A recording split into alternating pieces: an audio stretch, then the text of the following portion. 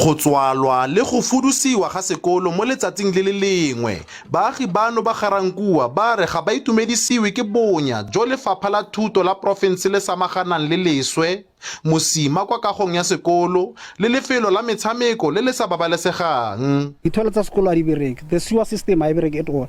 Bana ba flasha, ha ba flasha e no fella mo a go etsagale selo. Re thaile go discussa le principal a re botsa rana budget bo mfa tšhelete e nyana a kgone go ira selo. Batsadi ba fuduseditse barutwana kwa sekolong se se fa gaufi fela ba tshoseditse gore ba tla se tswala pele ga la botlhano ka ntlha ya fa se tletse.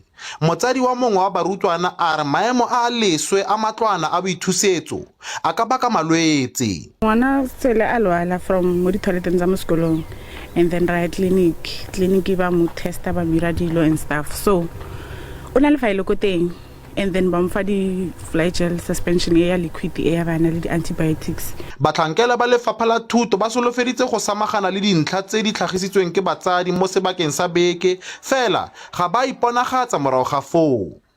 Moeledi wa lefapha Steve Mabona a re lefapha ga le itse sepe ka kgang eno. As the department, we are not aware about a school that has been built on a sinkhole. We will send our infrastructure officials to assess the situation. Batsadi ba ikanne go tswelela pele ka boipelaetso ba bona go fitlhela ditopo tsa bona di arabiwa. Offense Stimo, SABC News, Ga-Rankuwa.